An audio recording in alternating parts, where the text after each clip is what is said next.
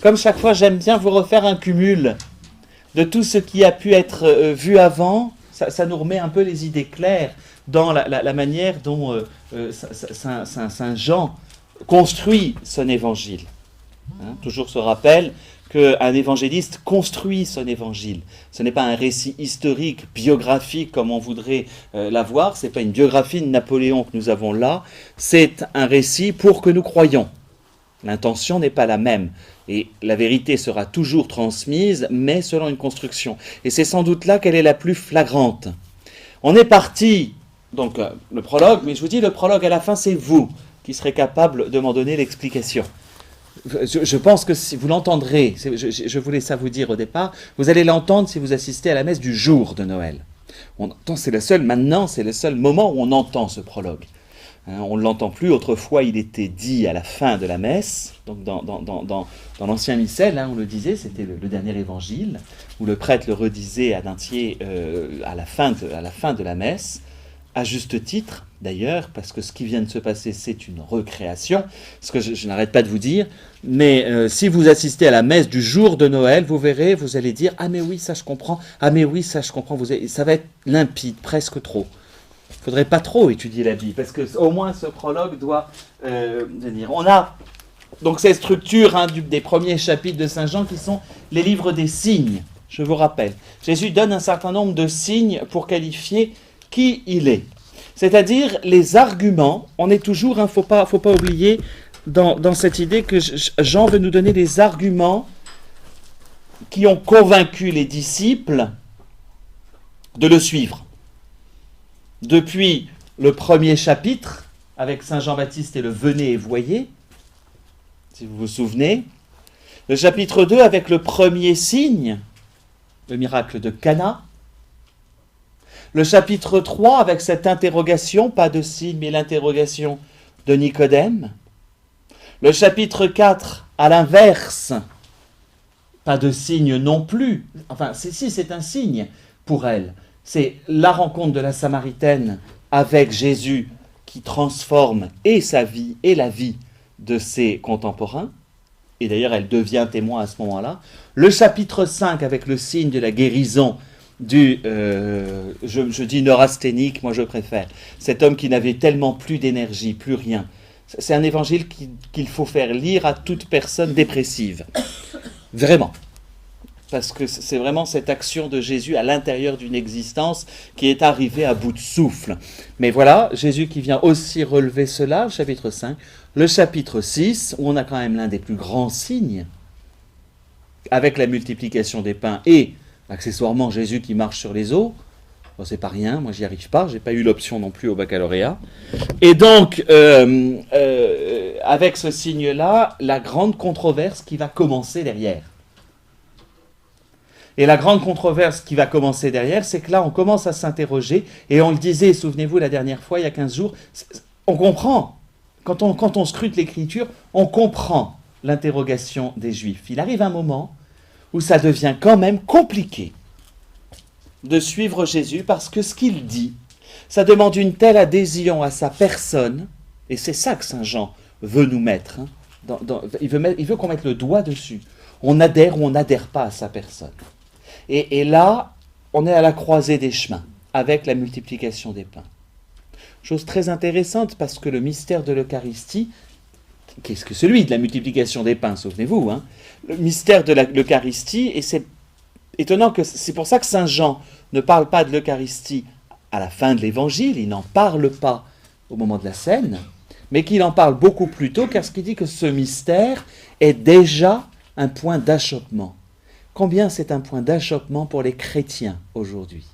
Et la division des chrétiens, en tout cas dans la division qui a eu lieu au XVIe siècle particulièrement, donc celle vis-à-vis de toute forme de protestantisme, la division des chrétiens, elle tient bien à cela, à l'Eucharistie, sa présence ou non. Et donc, et Saint Jean, parce qu'il écrit plus tard et qu'à mon avis, on n'en sait rien ça, on n'a pas tellement de traces, il y a quand même des questions qui se posent déjà à son époque. Et donc, il va falloir maintenant soit faire comme certains disciples, dire c'est trop difficile. C'est trop difficile et on ne peut pas écouter ce que dit cet homme-là. Et vous, voulez-vous me suivre? C'est la réponse de Saint Pierre. Ou alors on va continuer. Mais continuer, eh ben on va voir parce que les chapitres 7 et 8 sont quand même théologiquement difficiles. C'est peut-être les deux plus difficiles à l'intérieur. Mais on est toujours dans le livre des signes. Hein, je veux dire, on a eu cette montée de l'apogée. Voilà, à partir du chapitre 2 du premier signe, je vous dis, 3 Nicodème, 4 la Samaritaine, 5 donc chaque fois un signe, intéressant. Hein, et là, on est à l'Eucharistie. On est monté. Il nous a fait monter très haut. Maintenant, on est là. Et je vais vous dire ce que je suis.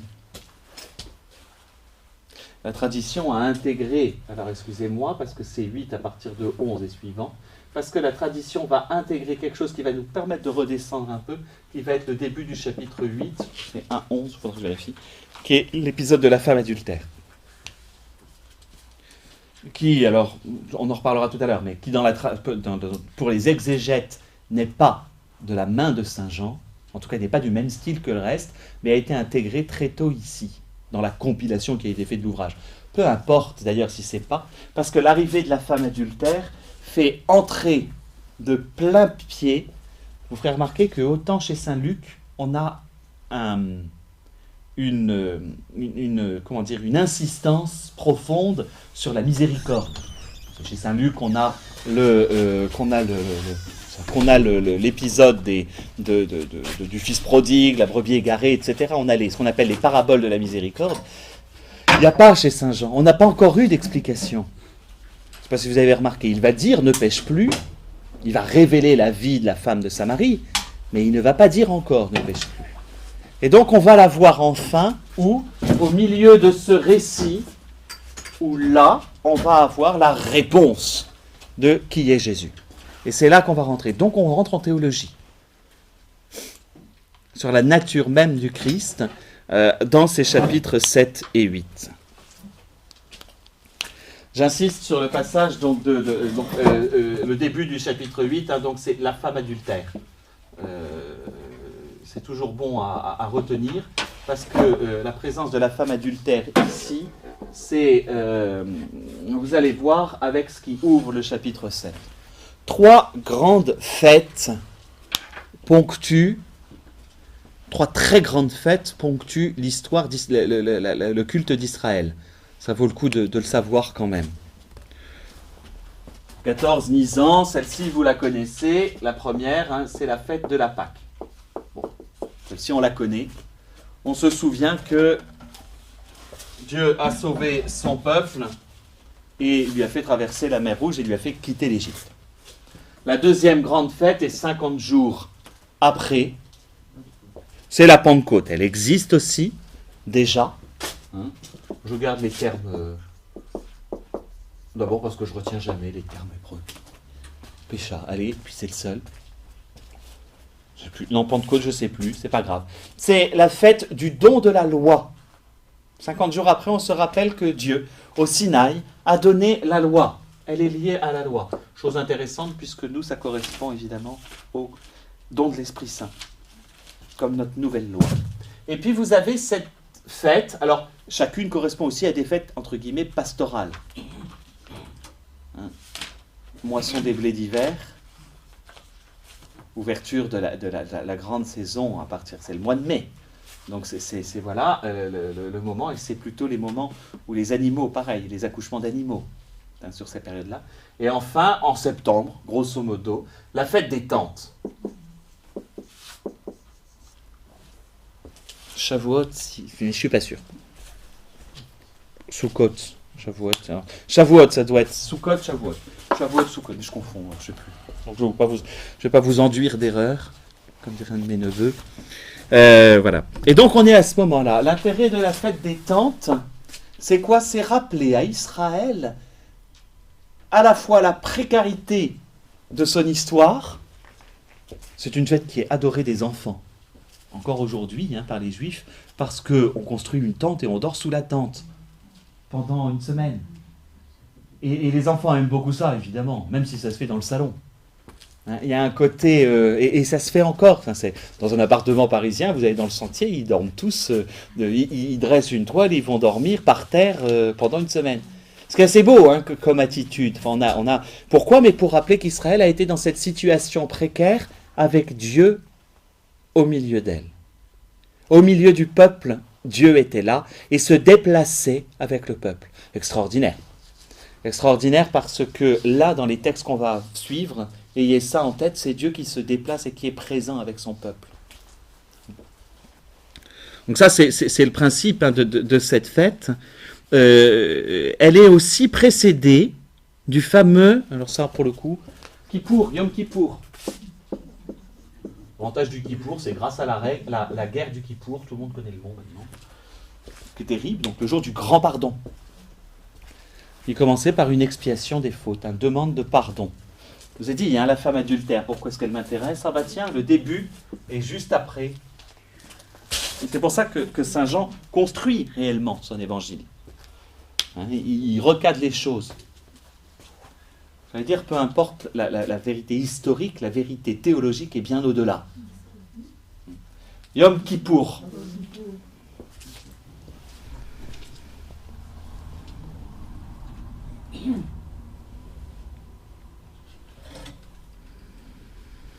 Et pendant aussi tout ce mouvement-là, et surtout, alors, une autre manière de structurer, dans les chapitres 6 à 9, particulièrement, on assiste au premier jugement de Jésus.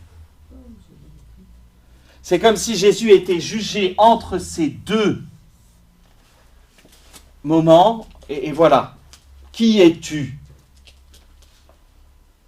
Nicodème va avoir sa réponse là. Il va d'ailleurs apparaître, mais au chapitre 9. Voilà, je vous ai mis le cadre. Après cela, donc au début du chapitre 7, Jésus parcourait la Galilée. Il n'avait pas pouvoir de circuler en Judée parce que les Juifs cherchaient à le tuer. Alors, il y a peut-être un petit mouvement qu'on ne comprend pas, mais il cherchait déjà à le tuer, etc. Enfin, on ne saisit pas toujours très bien. Simplement, Saint Jean anticipe. Il est gênant, il est déjà gênant.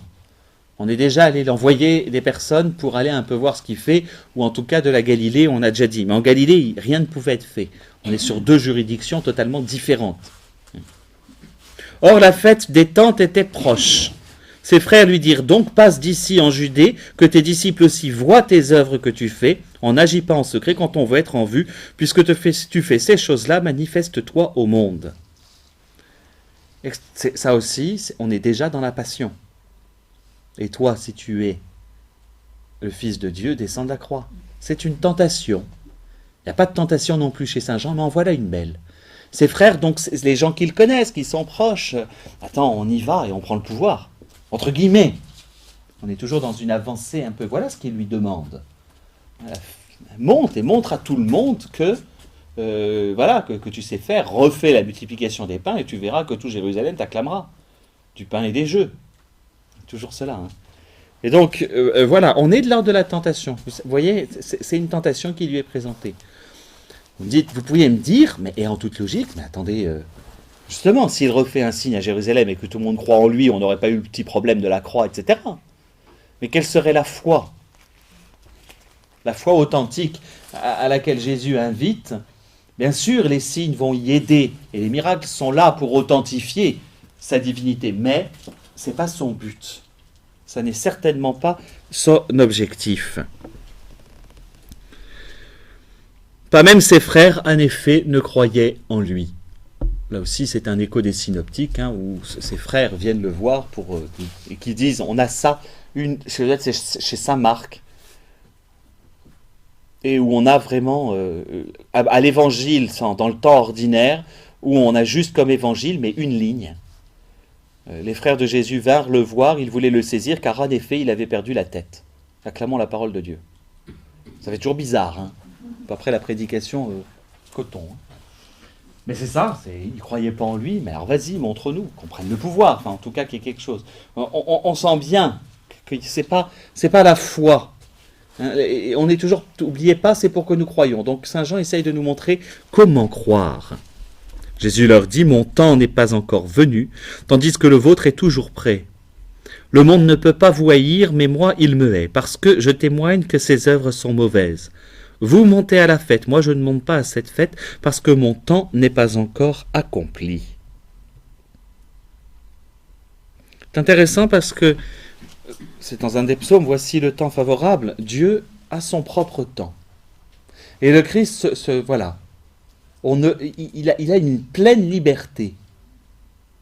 Bien sûr, il pourrait le faire. Et ce ne serait pas inopportun.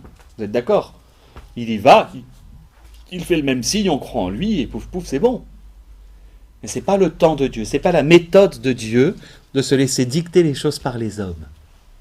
Et le Christ va leur dire, vous faites ce que vous voulez, vous êtes dans le monde, vous pouvez y être, vous connaissez, etc. Mais ce n'est pas ça, ce n'est pas ce que je cherche.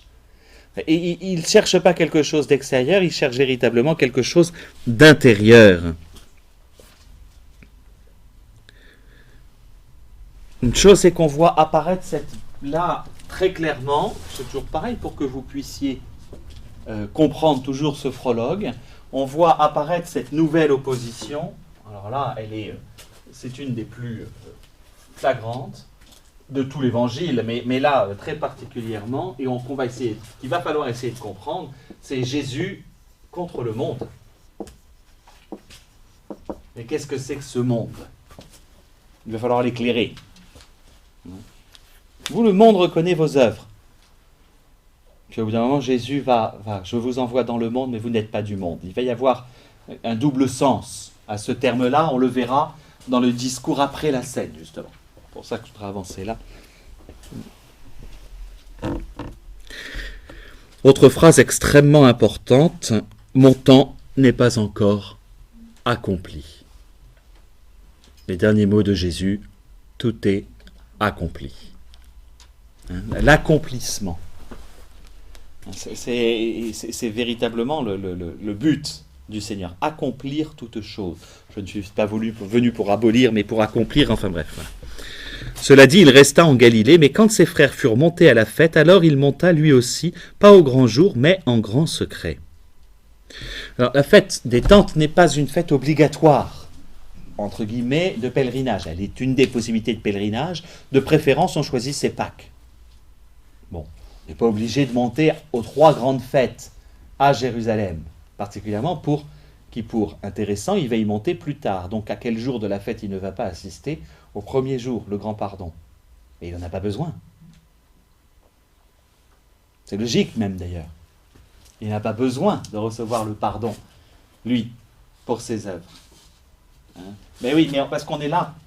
Et on va être toujours dans cette opposition entre les œuvres de Jésus et les œuvres du monde.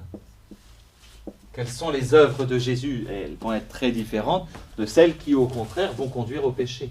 Et il n'a pas besoin d'être présent à cette première journée, puisque lui-même est sans péché. Donc non seulement il montre sa grande liberté, il montre aussi qu'il est sans péché, et il montre qu'il fait ce qu'il veut, vraiment. Quand il le décide, il y va.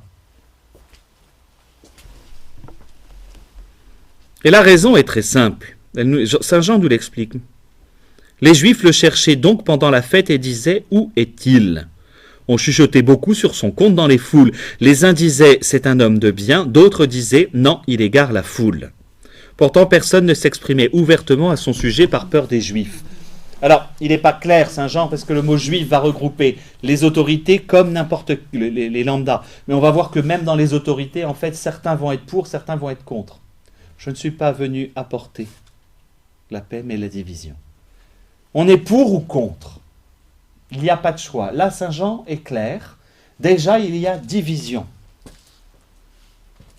C'est la prophétie de Siméon, le jour de la présentation au temple. Ton fils sera sujet de relèvement et de chute pour beaucoup. Il n'y a pas de demi-mesure. Soit on est pour Jésus, soit on est contre. C'est pas plus compliqué que ça. Voilà. Mais on est divisé, on entend parler de lui. Et ça, certainement, il y a un signe comme quelque chose, c'est comme la multiplication des pains, les gens doivent en entendre parler. Il est beaucoup plus public que celui de Cana. Et ça, c'est assez vite.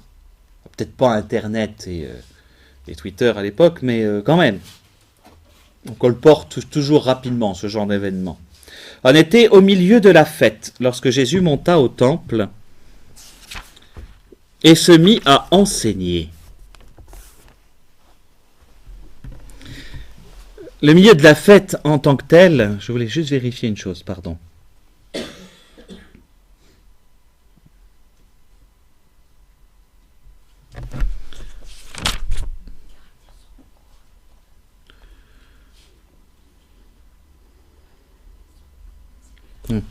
C'est pas là, c'est pas ce moment-là, c'est plutôt la fin de la fête qui va m'intéresser, excusez-moi.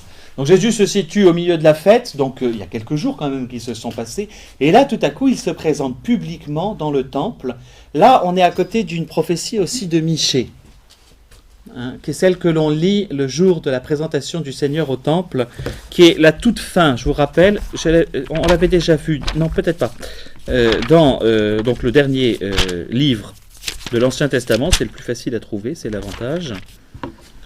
Voilà. Donc c'est le livre de Michée au sujet du jour du Seigneur. Il faut que je retrouve. Et là, vous verrez le Seigneur dans son temple. Je cherche le passage, excusez-moi.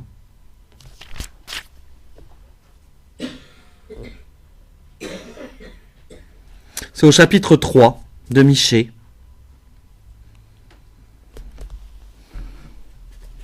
Et voici, dès le début, voici que je vais envoyer mon messager pour qu'il ferait un chemin devant moi, et soudain il entrera dans son sanctuaire, le Seigneur que vous cherchez. Et l'ange de l'alliance que vous désirez, le voici qui vient, dit le Seigneur Sabaoth. Qui soutiendra le jour de son arrivée? Qui restera droit quand il apparaîtra? Car il est comme le feu du fondeur et comme la lessive des blanchisseurs. Ce sont les derniers mots dans la version des Septante, et donc dans la version catholique, de la Bible, de l'Ancien Testament, qui annonce justement l'arrivée du Seigneur dans son temple. Tout à coup, Jésus est là. C'est une épiphanie, une manifestation de Dieu, une théophanie, et il va parler. Et il enseigne. Donc il se place aussitôt comme celui qui est capable de donner cet enseignement, avec cette assurance. Assurance qu'on retrouvera chez les apôtres, d'ailleurs, après. Les Juifs étonnés disaient, comment connaît-il les lettres sans avoir étudié? Ah bah oui, il n'a pas fait Normal Sup. Enfin, Normal Sup, Jérusalem Sup, si vous voulez. Il n'est pas venu étudier soit chez Gamaliel, soit chez un tel. On connaît, c'est quoi ces diplômes? C'est toujours la même question, hein. Mais c'est quoi tes diplômes? Qu'est-ce que tu as comme diplôme pour pouvoir dire ça? Il faut avoir le certificat national. Comme quoi, ça date pas de la République, hein. C'est quand même bien en temps et que... Ah oui. Et donc quand même, il y a un étonnement. Attention, pas encore de condamnation.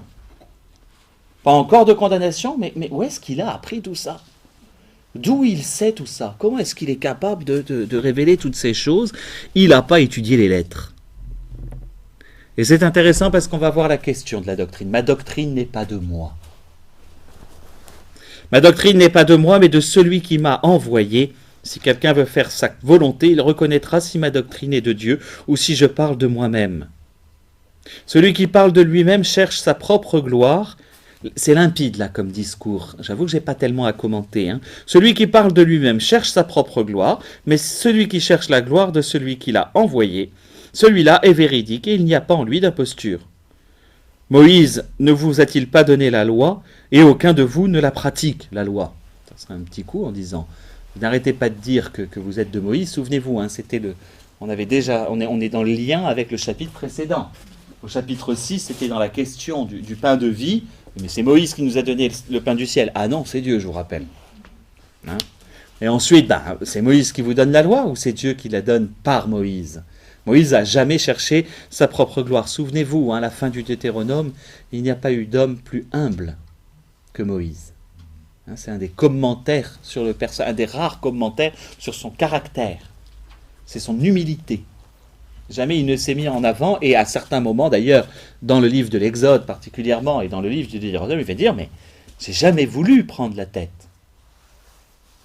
Il y a cette humilité qui est véritablement une de ses caractéristiques. Il vous a donné la loi, mais personne de vous n'est capable de la mettre en pratique. Et ils viennent de passer Kippour. N'oubliez pas, Ils viennent de passer Kippour, ils ont dû demander pardon. Ça veut dire qu'ils n'ont pas mis en pratique la loi? Ben oui, c'est logique. Bon, il y a le bouc émissaire, pouf pouf, et on l'envoie dans le désert. Hein, cette solution-là de demande de pardon pour ce que nous n'avons pas fait de la loi. Là aussi, les synoptiques vont développer, c'est la prière du pharisien et du publicain. Hein, on retrouve exactement ça. Mais Jésus, alors là, il donne un coup dans un enseignement. Personne de vous pratique la loi, sinon. D'où il n'était pas là à ce moment-là, le moment de Kippour. C'est important. Il n'en a pas besoin. Pourquoi cherchez-vous à me tuer? Alors Saint Jean joue beaucoup sur les choses, mais pourtant on n'a pas l'impression qu'il voulait le tuer. Mais il saisit bien le fond de leur intention. Le tuer, en tout cas, vous débarrasser de moi, il faut qu'on le fasse taire. Enfin, c'est une question rhétorique. Hein. Aucun de vous ne la pratique, la loi, pourquoi voulez-vous me tuer? Parce que tu es un peu en train de dire publiquement qu'on est pharisien, enseignant sur la loi, et qu'en plus, on ne la pratique pas. C'est une question rhétorique. Hein, La foule répondit, tu as un démon qui cherche à te tuer. Et vous voyez qu'on est dans la suite de ce qui précède. Jésus leur répondit, on a un binôme très très différent. Du côté du monde, on va avoir deux choses en revanche. Les Juifs et la foule. La foule, c'est des Juifs aussi. N'oubliez pas que Saint Jean s'adresse à la fin du 1er siècle, plus tardivement que les autres, et qu'on n'a pas connaissance à cause de la chute du temple, etc. Et les personnes à qui il s'adresse ne savent pas la différence entre pharisiens, sadducéens, etc. Ils parlent très peu des scribes, etc. Donc les Juifs, c'est ce qui est pour nous les pharisiens, ceux avec qui le plus il a eu. En tout cas, j'aime bien qu'on ne mette pas que les pharisiens, hein, les autorités, si vous voulez. C'est peut-être plus juste. Parce que les Sadducéens, dans le genre tordu, eux, ils ont disparu après la chute de Jérusalem. Hein, je vous avais montré les différents groupuscules. Hein, celui qui va faire le judaïsme synagogal contemporain, c'est le pharisianisme. Qui est une belle version du judaïsme, une manière de s'attacher profondément à la loi, mais voilà, limitée. Pour une seule œuvre que j'ai faite, vous voilà tous étonnés. Moïse vous a donné la circoncision. Donc il rappelle, là Jésus rappelle la multiplication des pains. Parce que c'est ça. Regardez, c'est le seul miracle public qui ait eu lieu. À la rigueur, le miracle du neurasthénique est moins spectaculaire. Enfin, réussir à faire marcher un perclus de 38 ans, moi je trouve ça un peu spectaculaire, mais il y a moins de monde qui a été témoin de ça que le jour de la multiplication des pains. Moïse vous a donné la circoncision, non qu'elle vienne de Moïse, mais des patriarches, et le jour du sabbat, vous la pratiquez sur un homme. Alors, un homme reçoit la circoncision le jour du sabbat pour que ne soit pas enfreinte la loi de Moïse, et vous vous indignez contre moi, j'inverse. Vous indignez contre moi parce que j'ai rendu la pleine santé à un homme le jour du sabbat. Donc il reprend, le miracle justement de cet homme. Vous savez, il lui a fait...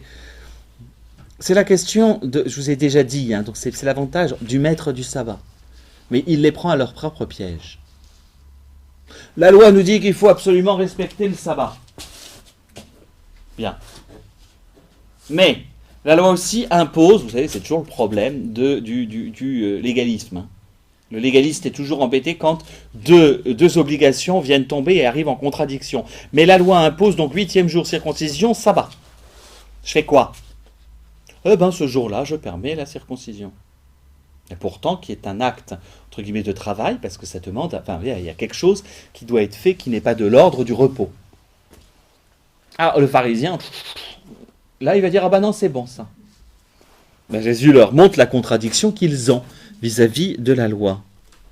Et on était en train de parler à midi entre prêtres des rubriques, on est champion du monde pour ça, nous aussi, Oui, alors peut-être par exemple, on a eu un très grand débat quand le 2 novembre tombe un dimanche. Est-ce que le samedi soir, on doit célébrer la solennité de la Toussaint ou est-ce qu'on est déjà le samedi, donc anticiper et ça, les prêtres entre nous, on adore. Mais les pharisiens, on n'est pas mieux.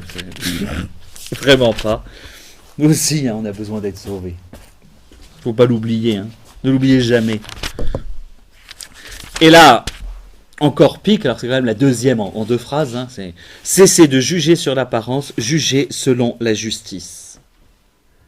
Et ça, c'est un terme qui est très très important que la justice. Je voudrais juste faire une parenthèse là-dessus.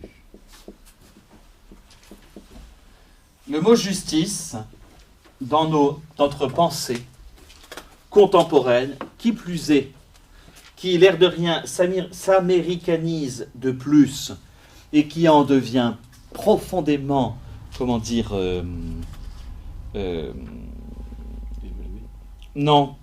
fait d'être toujours à faire des procès. Oui, et même procédurière ou administrative, procédurière. Hein, il y a une manière de penser la justice comme la loi. C'est-à-dire le rapport à la loi, mais la loi comme quelque chose de décrit, et donc ce qui va nous donner le terme légaliste. C'est terrible d'être légaliste. Terrible.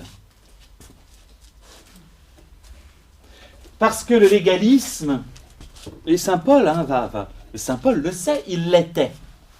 Il va passer du légalisme à une toute autre attitude.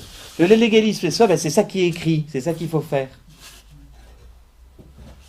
Je discutais avec un ami tout à l'heure sur des questions de société contemporaine, quelqu'un qui est assez loin de l'Église, que j'ai gardé en contact, et puis on discute. Il est passé me voir après-midi, et j'étais content de pouvoir il dit, mais alors je ne peux pas lui répondre. Il dit, mais au confessionnal, tu fais comment sur ces questions contemporaines?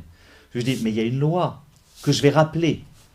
Mais si j'arrive devant un pénitent, on me dit, c'est telle loi, c'est telle peine, en face, je ne ferai jamais œuvre de justice. Et elle me dit, tu fais une différence? Je lui dis, oui. Il y a une différence entre appliquer la loi et être juste. Et là, ça devient très intéressant, surtout dans notre temps de Noël. La justice, il y a ce terme « être juste ». Et je vais faire exprès de rajouter une lettre devant. Un A. C'est être ajusté. C'est-à-dire qu'être juste, c'est être ajusté non pas à soi-même ou à un texte écrit, mais être ajusté à celui qui donne toute justice. Donc ajusté à la bonté de Dieu. L'autre jour, j'ai eu la chance de pouvoir parler, l'autre jour, c'était le 15 août, je commence à parler comme ma grand-mère. Quand l'autre jour, on se rend compte que c'est avant-guerre. Moi, c'est que la première guerre du Golfe, pour moi.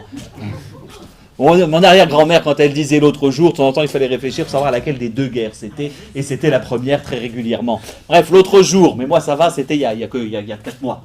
J'ai eu la chance de m'adresser de la justice devant des musiciens, et devant des musiciens, c'est encore mieux. La justice, c'est la même chose que la justesse. Alors donc, quand on peut jouer, moi, je me souviens d'une jeune fille musicienne excellente, elle connaissait toutes les notes, et elle jouait ce qui était écrit. Simplement, il y avait d'autres personnes à côté, et elle n'avait pas pris le temps de s'accorder aux autres. Et que le seul moyen d'être juste, ou dans la justice, c'est d'être dans la justesse, c'est-à-dire accordé. Et le diapason, il n'y en a qu'un, c'est Dieu.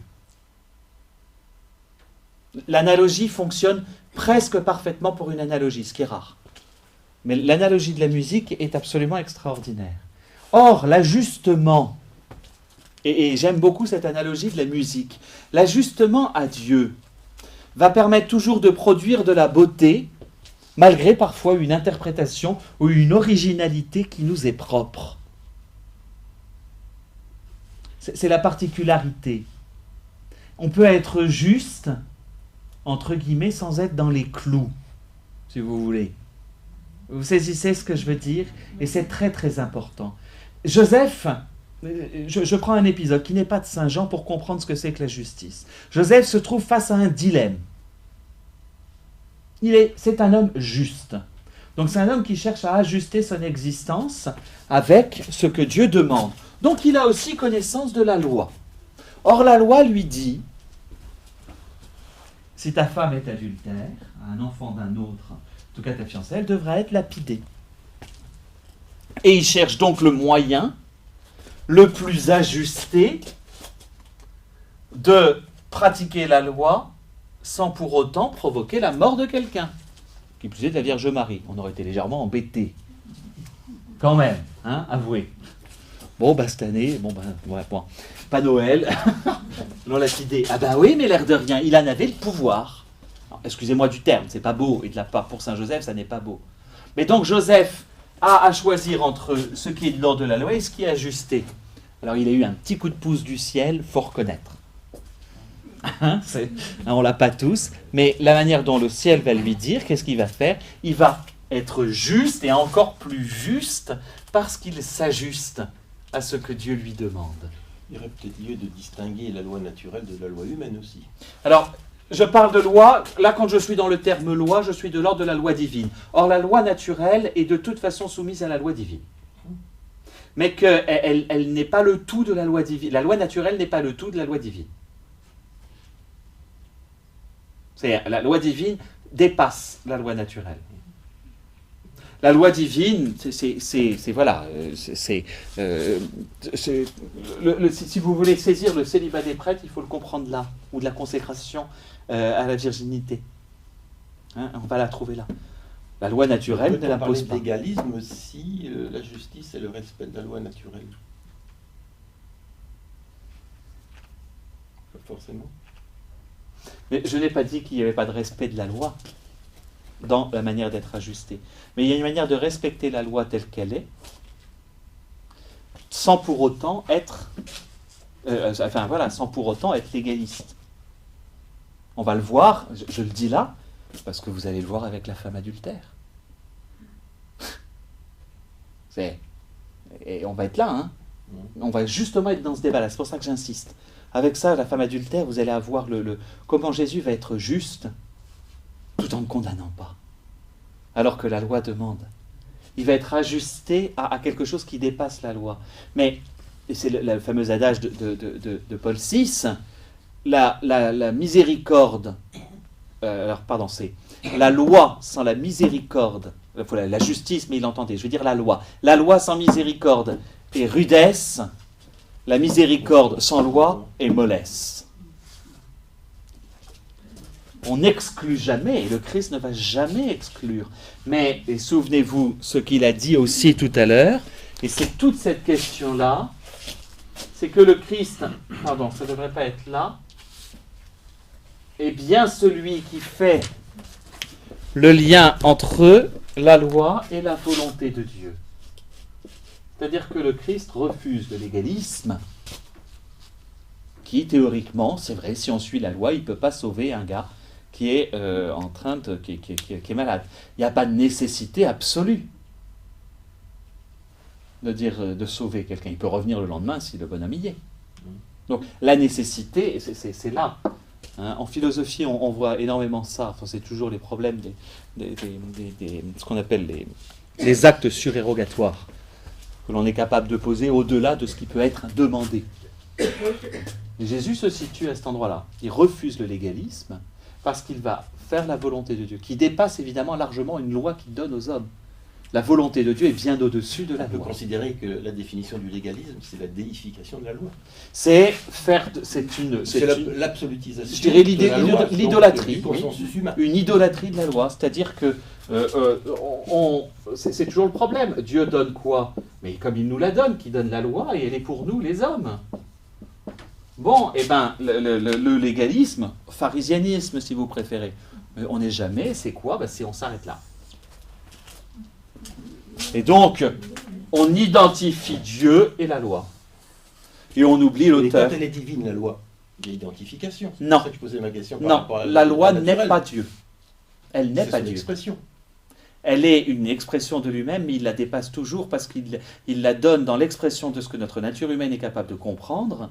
Or, comme elle tient d'un mystère, notre capacité de comprendre le mystère de Dieu ne cesse d'évoluer.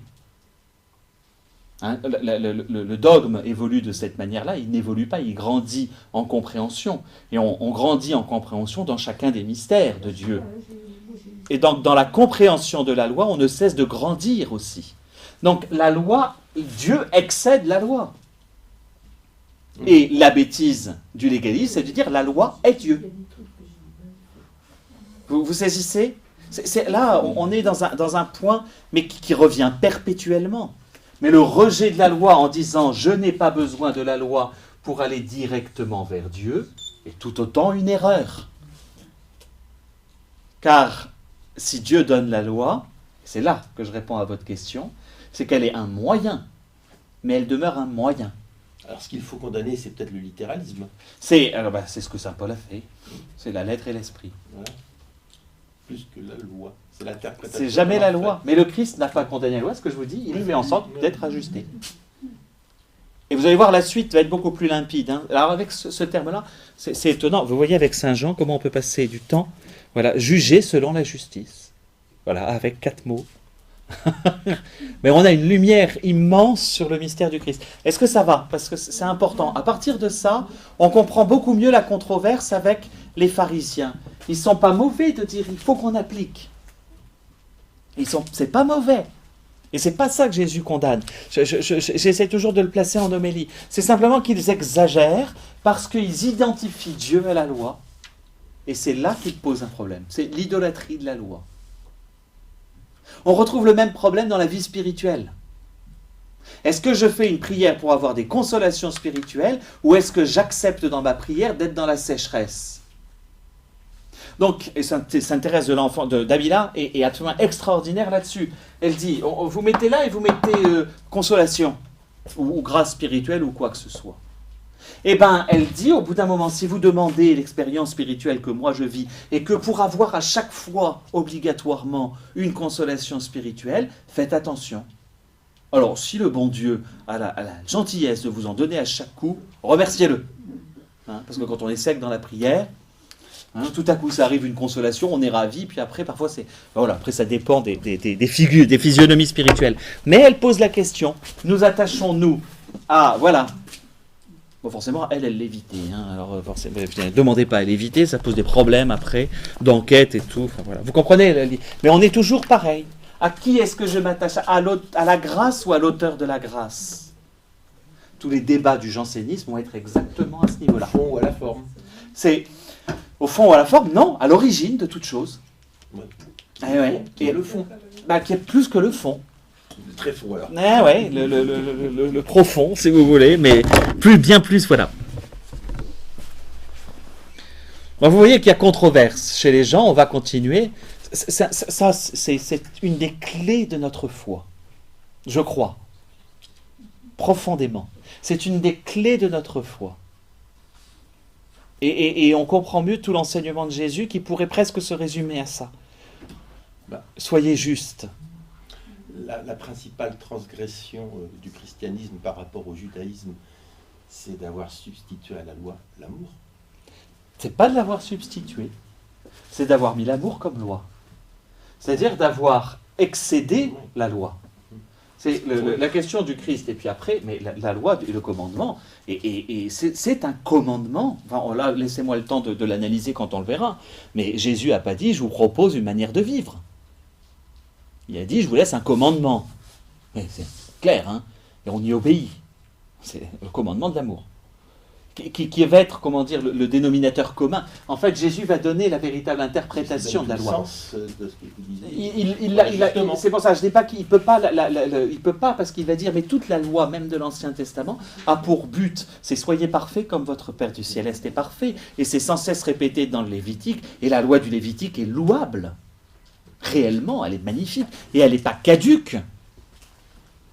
Elle est dépassée, certes, par un principe qui en est le principe premier. Ouais, qui est l'amour. Ça veut dire, c'est trouver le dénominateur commun. Voilà ce que Jésus va enseigner et va montrer. Et donc en disant, mais la loi se résume en 2 commandements chez les synoptiques, hein, aimer Dieu et son prochain, comme soi-même. En fait, c'est un triple commandement, mais aimer Dieu, ça ne va pas changer, parce que aime Dieu, ça on l'a déjà dans l'Ancien Testament. Et aimer de son prochain comme soi-même, on l'a aussi. Mais il va le résumer. Le premier commandement, c'est d'abord de s'aimer soi-même. Aimer Dieu. Puisque c'est comparatif. Et son prochain comme soi-même. Non, mais et son prochain comme soi-même, ça reste un tout. C'est un 2e commandement. Il le dit, c'est lui. Donc aimer Dieu, c'est le premier. C'est celui-là le premier. Le 2e, c'est soi-même. Et le 2e, c'est son prochain comme soi-même. C'est ensemble, c'est d'un même truc. Hein, parce que sinon, s'aimer soi-même, c'est je me regarde dans la glace, qu'est-ce que je m'aime, hein. Je dis c'est mon neveu qui nous fait le coup et en fait là on rate. Hein. Ça, Saint Jean le dit légèrement différent, on reverra ça au moment du grand commandement, c'est s'aimer les uns les autres comme il nous a aimés. Donc là c'est pareil, un double commandement. C'était une boutade. Oui, non mais... Voilà, je continue pour avancer. Certains des gens, on est toujours dans la division, certains des gens de Jérusalem disaient, n'est-ce pas lui qu'il cherche à tuer? Donc quand même, hein, il y a des bruits qui courent. C'est pas encore clair. C'est ça que j'aime bien chez Saint Jean. On dit, mais est-ce qu'ils veulent le tuer? Enfin, on est à quel moment? On est comme dans la première moitié de l'évangile. Hein. N'est-ce pas lui qu'il cherchait à tuer? Le voilà qui parle ouvertement sans qu'il lui dise rien. Est-ce que vraiment les autorités auraient reconnu qu'il est le Christ? Et là, paf, on retombe dans la légende urbaine. Mais lui, nous savons d'où il est, tandis que le Christ, à sa venue, personne ne saura d'où il est. Donc, deuxième question qu'on va poser à Jésus. Alors, on a posé une première question sur la doctrine, où il répond sur la justice.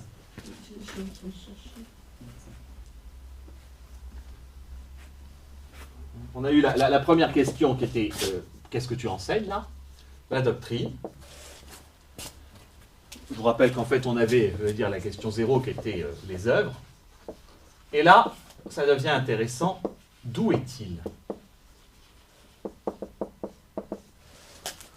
D'où viens-tu? Ce n'est plus où demeures-tu, mais d'où viens-tu? Souvenez-vous de nos premières questions. Hein. Les premiers chapitres, on avait déjà, en fait, j'ai déjà tout dit, vous auriez pu faire que le premier cours. Hein, tout était déjà dit dans la rencontre avec les disciples. D'où est-il? Personne, et avec cette tradition, personne ne saura d'où est le Messie. Ce qui est une contradiction, là encore. Tout le monde sait très bien qu'il sera de la descendance de David.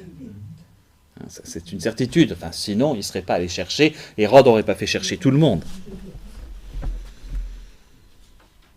Alors Jésus, enseignant dans le temple, s'écria, « Vous me connaissez et vous savez. » S'écria, hein, enseignant, s'écria. Il n'est pas en train de dire un truc, il le dit publiquement, c'est que là tout le monde entend. Il n'est pas en train de converser avec deux personnes. Hein. Là, c'est dans le temple. Donc quand on dit dans le temple, c'est dans un des portiques qui entourent le temple. Hein. Il faudra que je vous fasse un grand plan. Vous me connaissez, vous savez d'où je suis. Et pourtant, ce n'est pas de moi-même que je suis venu, mais celui qui m'a envoyé est véridique. Vous ne le connaissez pas, mais je le connais parce que je viens d'auprès de lui, et c'est lui qui m'a envoyé. D'ailleurs, il n'y a pas plus clair. Hein. Envoyé, avec ce terme-là, il s'affirme comme Messie, et qu'il vient de Dieu. Une clarté de l'expression. Il cherchait alors à le saisir, mais personne ne porta la main sur lui parce que son heure n'était pas encore venue. Je suis sûr, quand on commence à lire Saint Jean et qu'on finit par avoir tous les termes en tête, ça devient d'une clarté. On fait, ah ben oui, c'est pas le moment. L'heure de Dieu et de la passion, de la rédemption n'est pas venue. Il y a donc encore d'autres choses que Jésus doit faire. Dans la foule, beaucoup crurent en lui. On revient toujours sur ce système. Ben, il y en a qui vont se mettre à croire. Beaucoup crurent en lui et disaient, le Christ, quand il viendra, fera-t-il plus de signes que n'en a fait celui-ci? Quand même de jolis miracles. Est-ce qu'il pourra faire davantage? On s'interroge, il y a un procès, mais le procès a lieu d'abord en dehors. C'est ça qui est intéressant avec Saint Jean. Il y a cette interrogation. Où est-ce que je me situe? Hein, je vous dis, les œuvres, en fait, les signes, ils sont là. Ces rumeurs de la foule à son sujet parvinrent aux oreilles des pharisiens. Ils envoyèrent des gardes pour le saisir. Donc, on va arrêter ça, parce que là, ça commence à être la pagaille. On est en milieu oriental, hein, donc tout se sait, tout se dit à une vitesse grand V, enfin voilà, hein, c'est pas, et pas discrètement en plus. Hein. Chuchote pas, c'est pas, hein, c'est bruyant, tout le monde en parle. Attends, on a vu le Messie, mais t'es sûr? Non, mais je sais pas, peut-être. Mais attends, il a fait ça, mais il y a quelqu'un, il y a le cousin de ma belle-sœur qui était là-bas et qui a quand même mangé le pain alors qu'on était 5000. Ah bon, t'es sûr? Mais alors il fait quand même des grands signes. Oui, mais en même temps, on sait bien qu'il est de Nazareth. C'est quoi Nazareth? Enfin, vous imaginez? Et alors là, et c'est une traînée de poudre. Hein, ça va vite, la rumeur. Qu'est-ce que ça peut aller vite?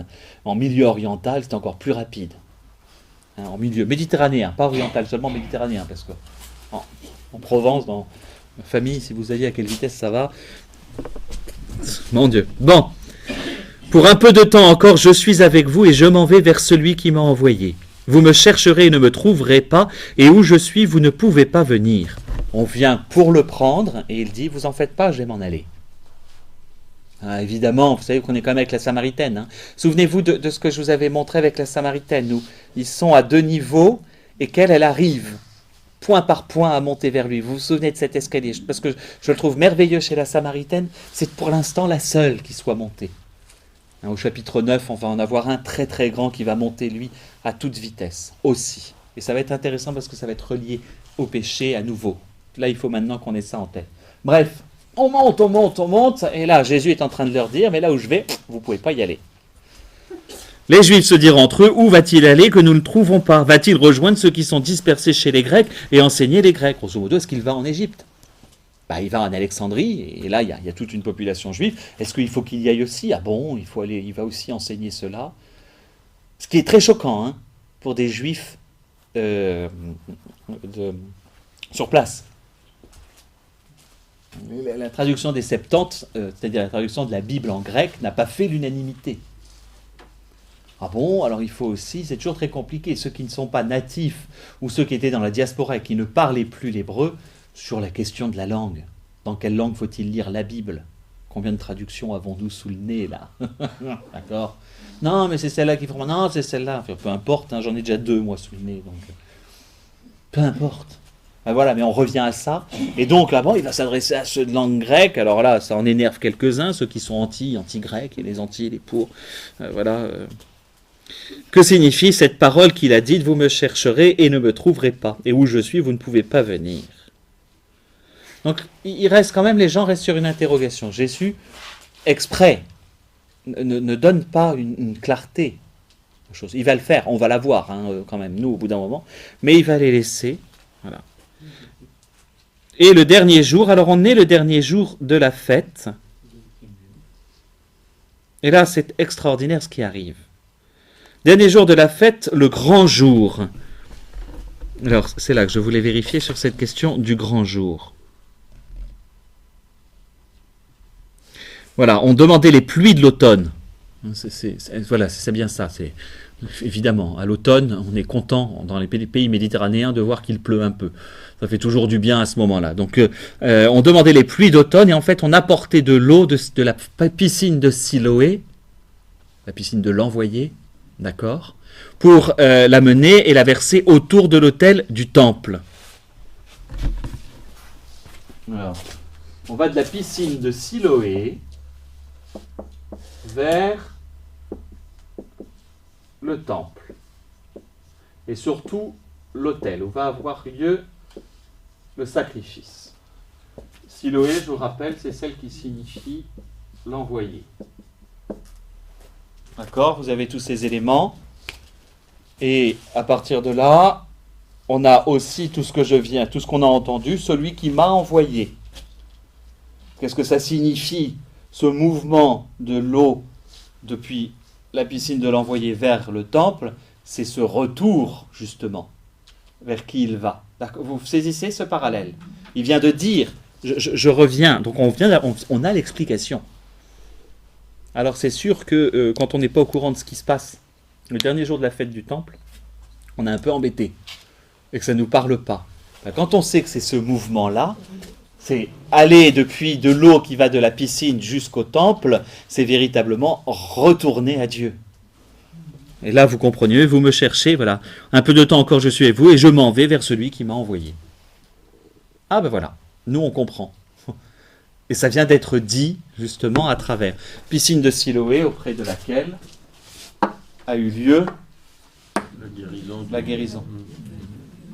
C'est pas tout à fait au même niveau, mais pas loin. De Bethesda. Et l'aveugle, on va la voir justement à Siloé. Mais j'en reparlerai après. Gardez la Siloé en tête. Non, Bethesda est un peu décalé où a eu lieu la guérison. Mais c'est à côté. Tout ce monde-là, c'est tout ce... Le dernier jour de la fête, le grand jour, Jésus debout. Il n'est plus assis. C'est plus de l'enseignement là. Debout, c'est de la proclamation.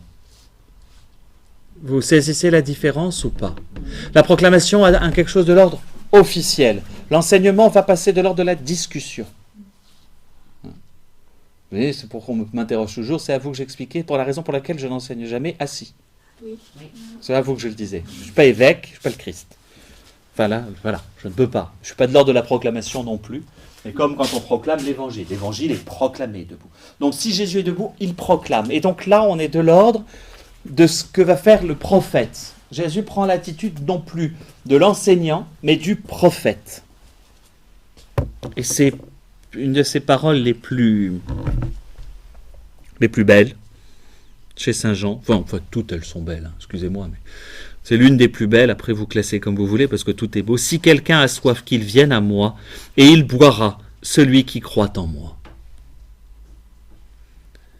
Selon le mot de l'Écriture, de son sein couleront des fleuves d'eau vive. C'est magnifique comme expression. Je ne peux pas vous dire le nombre de références, je vais vous en donner quelques-unes sur cette question de l'eau vive.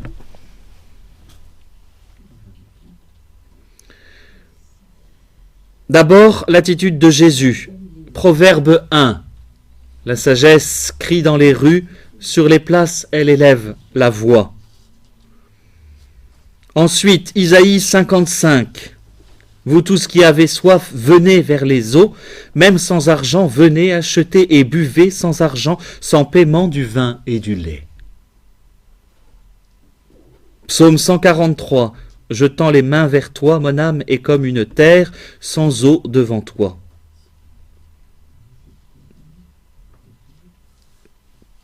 Un qu'on lit moins, Joël, chapitre 4. Je répandrai des eaux sur la terre qui a soif, des ruisseaux sur le pays desséché. Je répandrai mon esprit sur ta race. Je vous en donne encore deux. Cantique. Au chapitre 4 du Cantique des Cantiques, fontaine de jardin, source d'eau vive et torrent qui ruisselle du Liban. C'est le chant du bien-aimé du Cantique. Et enfin, et surtout, Ézéchiel 47. L'ange me ramena vers la porte de la maison du temple, et voici des eaux sortaient sous le seuil de la maison vers l'Orient, car la face de la maison était à l'Orient. Et les eaux descendaient du côté droit de la maison, au sud de l'autel. Toute âme vivante qui se meut, partout où coulera le torrent, vivra. Alors là, Jésus est clair, comme de l'eau. Il est. La source est le torrent. Il est à la fois, il se situe exactement dans cette prophétie. Vous tous qui avez soif, venez à moi. Et alors, évidemment, Saint Jean commente toujours un peu. Il parlait de l'Esprit que devaient recevoir ceux qui avaient cru en lui, car il n'y avait pas encore d'Esprit, parce que Jésus n'avait pas encore été glorifié. Et là, c'est plus Jésus qui va être là. On va être avec simplement les foules qui se disputent. Il vient mettre la division. Ça c'est extraordinaire. Dans la foule, plusieurs qui avaient entendu ces paroles disaient « C'est vraiment lui le prophète ». Vous comprenez pourquoi maintenant? Quand on a toutes ces références, c'est des références prophétiques. Ok, c'est lui le prophète. Enfin, ils ont quand même des questions avec Saint Jean-Baptiste. On en a parlé au début, donc tout le monde... voilà. D'autres disaient « Ah non, c'est le Christ. Il est plus qu'un prophète. » D'accord? Mais d'autres disaient « Est-ce de Galilée que le Christ doit venir ?» L'Écriture n'a-t-elle pas dit que c'est de la descendance de David et de Bethléem, le village où était David, que doit venir le Christ? Donc, question stupide tout à l'heure qu'ils ont dit, on ne sait pas d'où il peut venir. Ben si, vous le savez bien.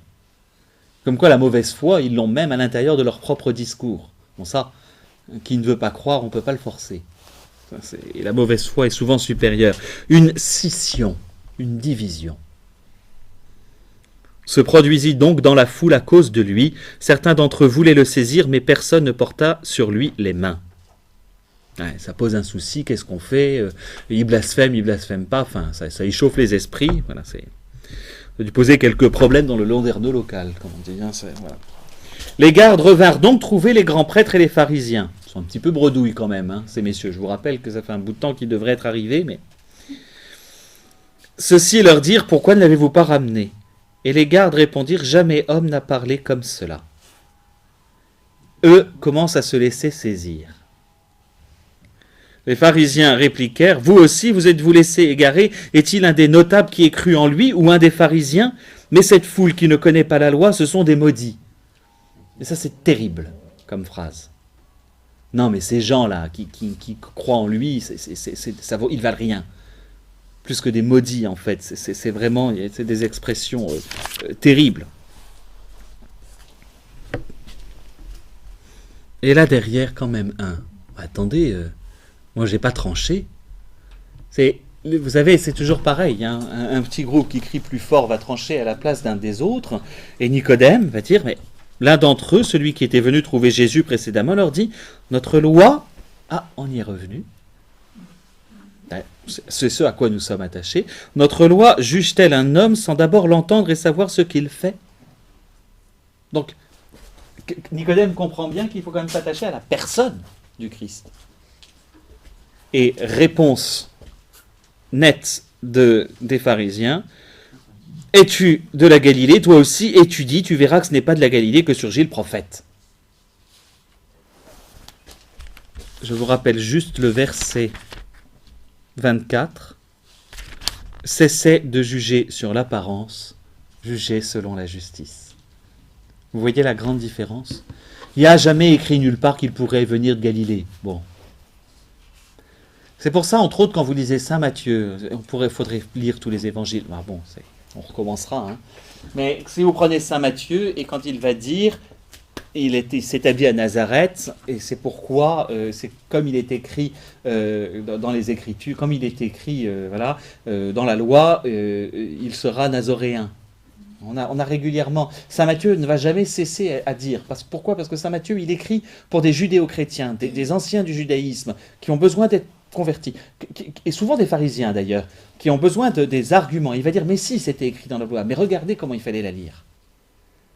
Il peut bien venir de Nazareth. C'est pour ça qu'on insiste sur la naissance à Bethléem. Voilà. Donc, souvenez-vous de mon verset, cessez de juger sur l'apparence, jugez selon la justice. La question de Nicodème, mais est-ce que dans la loi on peut juger sans avoir... Est-ce qu'on peut juger sans entendre et sans savoir ce qu'il a fait? Réponse, non, ça, c'est pas possible. Chapitre 8. Et chapitre 8, on entre, c'est pour ça que je ne peux pas le détacher, hein, parce qu'on a un tout. Vient faire une charnière. Je vous dis, dans le style, on va voir, on quitte le style de Saint Jean, y compris dans la traduction. On est beaucoup plus proche d'un style lucanien. Mon avis personnel, vous en faites ce que vous voulez, hein, ça n'est que moi, c'est que Saint Jean et Saint Luc ont quand même eu une source d'information particulière, probablement chez la Vierge Marie, qu'ils vont l'un et l'autre conserver. Cette source peut, dans une certaine mesure, faire l'objet d'une mise par écrit préliminaire. On sait entre autres que les 2 premiers chapitres de Saint Luc sont légèrement différents en style que le reste de l'Évangile. Donc il y a déjà un peu des choses qui sont soit écrites, soit compilées, qui ne sont pas de leur style propre. Saint Jean, en revanche, a un style très fluide et très unifié sur l'ensemble. Maintenant, il n'est pas inenvisageable qu'il dise ce récit-là, je le place là. Alors je ne le vois pas dire à Saint Luc, ou Saint Luc l'a pas mis, etc. Mais dans le récit, vous allez me dire, mais est-ce que c'était écrit? Pas obligatoirement. Faites attention que pour nous, culture, alors qu'il ne devient plus une culture de l'écrit, mais une culture de l'image d'ailleurs. Mais pour une culture de l'écrit, c'est-à-dire notre culture occidentale depuis à peu près un millénaire, mais non réellement 500 ans, on va dire l'imprimerie, notre culture de l'écrit fait que nous avons perdu la capacité de la mémoire, profondément. Or, il n'est absolument pas impossible de retenir par cœur des récits et rapidement. Vous avez appris des poésies à l'école. Moi, ma génération, déjà, on faisait beaucoup moins. Hein, donc j'essaie de temps en temps de retenir quelques vers pour pouvoir travailler cette mémoire.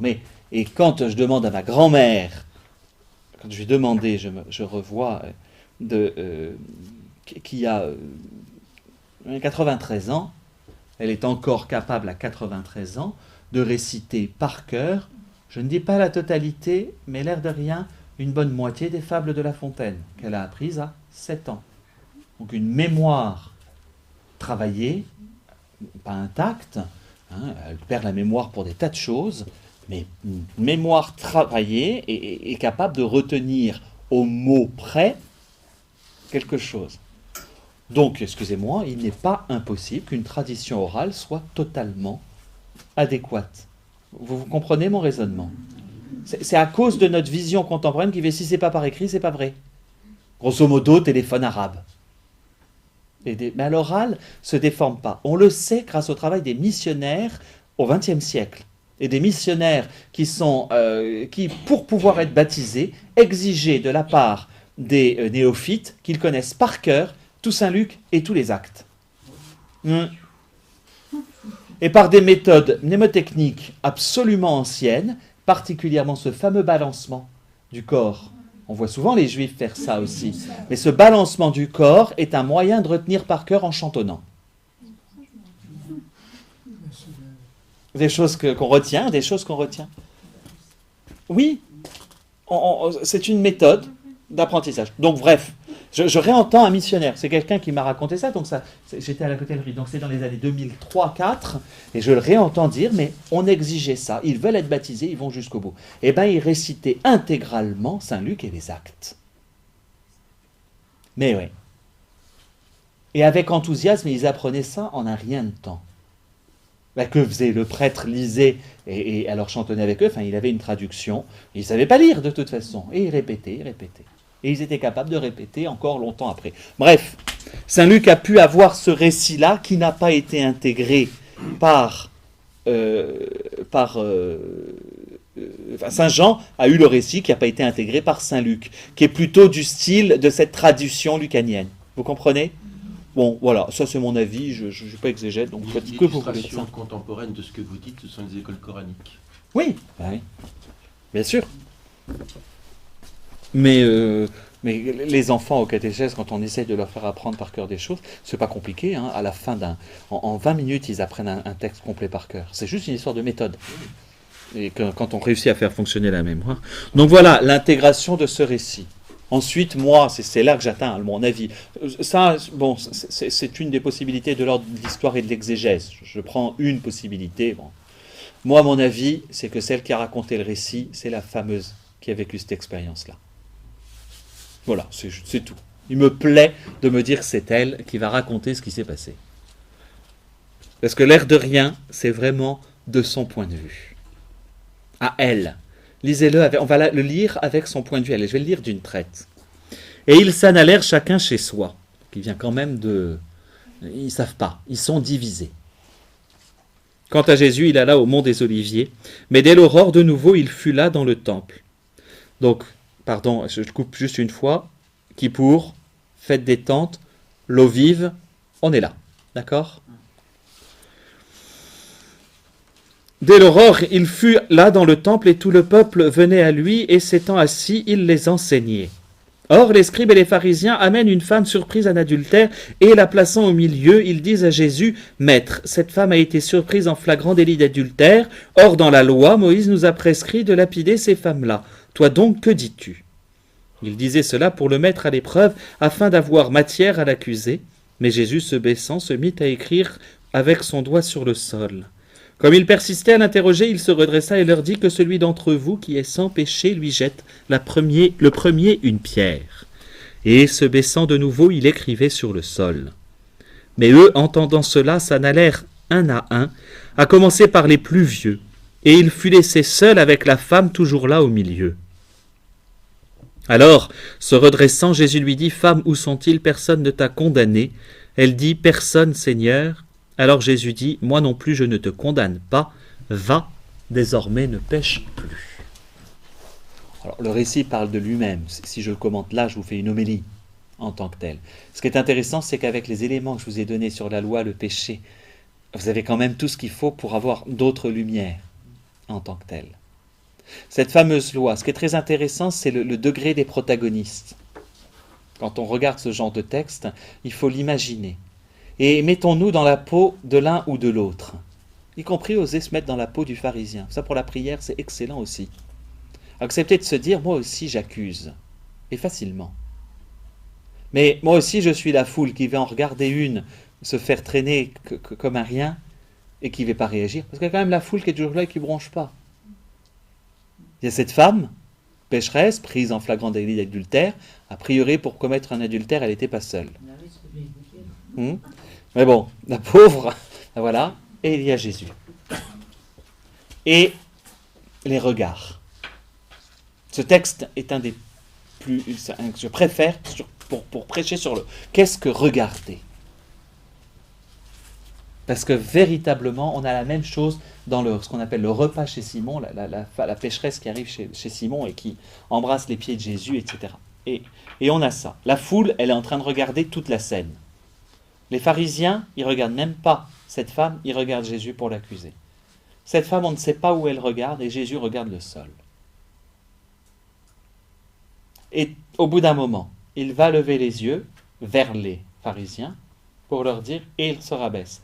Qu'est-ce que le regard, sinon la chose qui accuse, si je prends un vocabulaire exprès, de l'ordre de la loi ou de la justice? C'est le regard accusateur qui sera le premier. On regarde ceux qu'on accuse. Et Jésus refuse ce regard-là. Il n'a toujours pas regardé la femme. C'est extraordinaire là-dessus. La manière, il y a le regard de la foule. Ah, ça va chauffer. Vous savez, on appelle tout le monde. Hey, il y a une baston, venez regarder. C'est ça. La foule qui regarde, mais ce regard qui n'est pas sain, ni S-A-I-N-T, S-A-I-N, qui n'est pas sain, qui est un regard voyeur, ni plus ni moins, que prise en flagrant délit, elle ne devait pas être totalement vêtue non plus. Si elle est prise en flagrant délit, on l'embarque comme ça. Vous imaginez quoi la situation humiliante pour elle. Elle, vue par tous, et le regard de tous qui se porte sur elle, a commencé par le regard voyeur ou le regard accusateur. On se situe souvent sur l'un et l'autre. Elle, n'osant plus regarder. Or, le regard que l'on peut porter sur les personnes ou les gens est ce qui nous constitue aussi. Regarder quelqu'un, porter son regard sur quelqu'un, en tout cas, c'est ce qui nous rend les plus... Voilà, qui à la fois nous rend vulnérables et qui a une manière de regarder. Elle n'ose même plus faire ça. Et Jésus qui lui refuse de porter son regard pour ne pas avoir à accuser. Dans d'autres, et chez Saint Luc particulièrement, il y a des moments où il lève les yeux et il porte un regard de colère. Jésus en colère, hein, c'est écrit. Là, il ne va pas faire. Peut-on imaginer ce qu'il écrivait? Alors, il faut imaginer tout ce qui est de l'ordre des interprétations. Les pères de l'Église, et lisez, si vous avez l'occasion, tout ce que les pères de l'Église vont dire. Il écrivait, d'autres disent, il faisait des dessins sur le sol. J'aime beaucoup ce que montrait le film de Zeffirelli, où il fait simplement le poisson, ictus. D'autres vont juste le représenter, à dessiner un certain nombre de choses. D'autres vont dire, il est les yeux penchés sur la terre, ce par quoi il a aussi fait l'homme. C'est de la terre que l'homme a été tiré, et de ne pas oublier que la femme a été tirée de l'homme, et pas de la terre. Et que si la femme est adultère, c'est qu'il y a un homme qui a bien voulu. Il regarde en fait celui qui est le plus pécheur, qui est l'homme. C'est une des interprétations qui est aussi donnée, que j'aime bien, personnellement. Alors, ce texte-là parle particulièrement de lui-même, et beaucoup moins, est un des moins complexes. Vous comprenez que ça ne me demande pas d'analyse en profondeur, mais c'est sa situation qui m'intéresse. Sa situation, je vérifie l'heure, est-ce que j'ai le temps quand même du 8 ? Ah, il faudrait. Je vais essayer d'avancer, puis on va voir. Un petit quart d'heure, donc ça devrait aller. Où Jésus va justement, parce que le 8 est une transition, je peux couper là et puis prendre ensuite lumière du monde pour ça revient au même. On est dans la controverse de Jésus, c'est que le chapitre 8 vient nous conclure, entre guillemets, cette question de la loi et du péché. Et Jésus a donné la réponse. Il ne l'a pas condamné. Ça ne veut pas dire qu'il ne l'a pas jugé. Oui, je vais plutôt terminer là-dessus, puis on prendra à partir de la lumière et avec l'aveugle-né. Ça va être plus simple, parce que je voudrais prendre ça. Ça, c'est quand même très très important sur ces termes que nous mélangeons. Et il y a quand même deux stades très différents entre le jugement et la condamnation. Jésus est présent et il est face à un flagrant délit, attesté a priori. Un flagrant délit attesté, donc il ne va certainement pas le nier. Il ne peut pas se situer face à la vérité. Il ne va pas dire mais non, mais c'est pas grave. D'ailleurs, c'est pas ce qu'il fait. C'est très intéressant parce que ce regard de Jésus, c'est aussi la démarche qui est très importante à comprendre lorsque nous allons au confessionnal. Et on le sait bien, nous en tant que prêtres, quand quelqu'un vient au confessionnal en ayant trop peur d'être condamné, alors que si on acceptait simplement d'être jugé, c'est-à-dire de regarder qu'est-ce que c'est que le jugement. L'autre terme qui est juger, je me demande si en grec, parfois on n'a pas le terme krinein. Alors je vais le mettre en... Passer au crible, si vous voulez. Krinein, ce qui a donné le terme d'ailleurs de critique. Qu'est-ce que c'est que la critique ? Alors nous, on entend ça toujours de la manière négative. La critique, c'est séparer ce qui est bon de ce qui est mauvais. Le jugement, et j'insiste là-dessus, ce que fait Jésus, c'est juger, c'est-à-dire séparer. Voilà, mettre à la lumière ce qui est bon, mettre à la lumière ce qui est mauvais. Séparer, c'est un acte créateur que le jugement. Quel est le premier acte de Dieu à la création ? Séparer les eaux, la lumière du jour. Si nous voyons notre rapport à Dieu, et c'est la question du mot jugement. Je suis venu apporter un feu sur la terre, dit-il, mais je suis venu apporter un jugement aussi. On l'a entendu. Il y a une justice divine, un jugement. On est dans des termes mais profondément du tribunal. Et pourtant, le terme jugement est de cet ordre de la séparation. Or, c'est un acte. Évidemment, séparation du bien et du mal. C'est un acte profondément divin. Que cette capacité à dire ce qui est bien et ce qui est mal, et surtout à séparer les éléments d'entre eux. Donc, le jugement que Jésus, il l'a porté. Il l'a porté. Il n'a pas besoin de l'exprimer, d'autres l'ont fait avec violence. Mais un jugement peut être porté sur nos actes.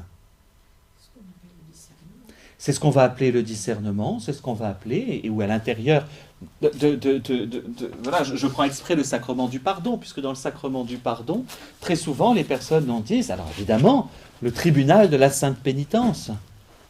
Mon Dieu. Et en même temps, si on a en tête cette idée que c'est juste séparer de moi ce qui est mauvais, ce que Dieu seul peut faire, ah ben on n'a plus du tout la même approche avec ce tribunal. On dit on est plutôt de l'ordre du médecin aujourd'hui. Dixit, cette fameuse dame sortant du confessionnal en me disant merci docteur. J'ai beaucoup ri, beaucoup aimé. En revanche, il va refuser la condamnation. La condamnation est un enfermement. Et cette condamnation ne viendra qu'au jugement final. C'est-à-dire quand il n'y a plus moyen. Je ne te condamne pas ici-bas. Tant qu'il y a le moyen de se tourner vers le salut, prends-le. Mais ne pêche plus. On est dans la première confession, dans la première absolution. Enfin, chez Saint Jean en tout cas, c'est la manière dont on fonctionne dans l'absolution.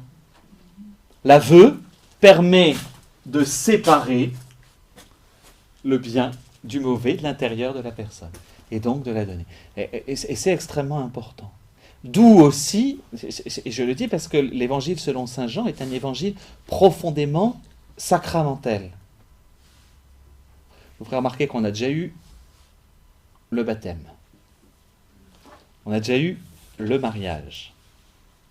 On a déjà eu l'Eucharistie. Que saint Jean nous émaille un petit peu régulièrement du l'Esprit Saint n'était pas encore. Confirmation y est. Que là, on est, il me semble, plus clairement ici dans la femme adultère de l'ordre du sacrement du pardon. C'est une lecture ecclésiologique évidemment que je fais. Le septénaire sacramentel à l'époque de saint Jean n'est pas aussi clarifié que ça. Avec les guérisons, et on va surtout voir dans le prochain, avec l'aveugle-né, on va avoir le sacrement des malades, et évidemment, avec la grande prière sacerdotale, on va avoir un sacrement de l'ordre. C'est assez beau de les situer. Où est-ce qu'on est là, je pense, dans ce sacrement qui arrive, qui aboutit après d'autres. Le plus étonnant, c'est d'avoir mis le mariage si tôt, dans l'ordre, entre guillemets. Mais ce qui n'est pas idiot, puisque c'est le seul sacrement qui existe avant la venue du Christ, entre guillemets. C'est un sacrement naturel, presque. Parce qu'il est déjà béni par Dieu depuis la création. Bref, on est là. Mais c'est intéressant, voilà. Quand on a compris ce que c'était que la loi, et vous voyez bien, ça, c'est d'abord pour le confesseur, où est-ce que je me situe? Du côté de la loi ou de la justice? D'accord? Ça vaut pour le pénitent. S'il vient de l'ordre de la liste au Père Noël, en disant ça j'ai fait, ça j'ai fait, ça j'ai pas fait, ça j'ai fait, ça j'ai fait, ça j'ai pas fait, ça j'ai fait, ça j'ai fait, ça j'ai pas fait, à vrai dire, on est de l'ordre de la loi. Si on est de l'ordre de la justice, j'ai plaigné Dieu en faisant ça. Ah, vous n'êtes pas du même ordre. Vous saisissez la belle nuance, et ce sera intéressant. Je vous dis que j'ai une chance folle de pouvoir prendre ce cours sur Saint Jean avec vous, sur un cours, parce que ça permet de dire un peu plus lentement et ce que j'aimerais pouvoir dire dans une homélie. Et ça vient de me demander 20 minutes. Alors, si l'homélie elle dure 20 minutes, les gens ne sont pas contents. Pourtant, s'ils savaient ça, au moins ils comprendraient comment faire. Voilà. Donc, et il y a cette belle attitude. Moi non plus, et cette phrase, moi non plus, je ne te condamne pas, moi non plus, c'est que je t'ai jugé quand même. C'est beau, va, désormais ne pêche plus. Dans le va, entre guillemets, il y a l'absolution. Va, lève-toi, ressuscite. C'est absolument magnifique pour ça. Elle était déjà jugée. La question, c'est qu'est-ce qui tombe comme peine? Alors la seule chose qui manque, c'est la pénitence. Mais avouez que les pénitences sont toujours disproportionnées à l'infini inverse de ce que nous avons commis comme péché, ce qui est absolument logique. Si on pouvait... vous imaginez? Les pénitences tarifées de l'époque des Irlandais, là, des moines irlandais, c'était comique. Hein. C'était des pénitences cumulatives. Ouais, on avait le manuel, hein. Donc jusqu'au 4e, 5e siècle. Hein. Mais c'était la première manière de faire. Alors on pouvait se retrouver avec 300 ans de pénitence. Hein. C'est le système anglo-saxon, encore aujourd'hui, de peine. Je ne sais pas si au Canada ça fonctionne comme ça. Les peines sont cumulatives ou pas? On peut se retrouver avec 150 ans de peine de prison. Aux États-Unis, dans certains États, c'est encore le cas. On cumule. Donc c'était le même système. Donc au bout d'un moment, on a fait, ça devient un peu problématique. Mais ça a permis justement de régler. Mais c'est une manière de régler étonnamment le sacrement de confession, le sacrement du pardon, qui va être compris très différemment. D'ailleurs, c'est pour ça qu'il a tellement de noms. C'est le seul sacrement qui a autant de noms. Sacrement du pardon, confession, sacrement de la pénitence et de la réconciliation. Voilà. Parce que justement, on retrouve un certain nombre de choses. Et ce qu'il faut pour nous chrétiens, et je pense que Saint Jean nous y aide particulièrement sur cette... Et je vous dis, employer cette expérience de séparation, on est juste après un passage où les gens sont séparés quant à Jésus, sont divisés, ne savent plus s'ils doivent le suivre ou pas. Il est venu porter ce jugement sur le monde. Simplement, soit on choisit, souvenez-vous, ceux qui ont fait le bien, je vous avais expliqué ça la dernière fois, hein, ceux qui ont fait le bien, un jugement vers le paradis, ceux qui ont fait le mal pour un jugement de condamnation. Il y a une grande séparation qui va avoir lieu là. Et si on garde ça en tête, vous allez voir que la suite, en fait, la suite du chapitre 8, c'est presque là, en fait, la fin du chapitre 7. Et que la suite, on va avoir, même si ça paraît véritablement dans le même mouvement, Jésus, lumière du monde, est sur le témoignage. Et vous allez avoir ce sublime chapitre 9, qui n'est que l'application de ce qui précède. On sera dans ce mouvement-là, mais faisons-le dans ce cas-là, je serai plus tranquille de le faire d'une traite. J'avais oublié ce lien. Pour moi, j'allais jusqu'à la fin de 8, et j'avais oublié cette transition. La femme adultère au milieu de ça. Maintenant, Jésus va expliquer ce que c'est que retrouver la lumière. Voilà. Je vous remercie infiniment. Belle fête de Noël, de la lumière, justement.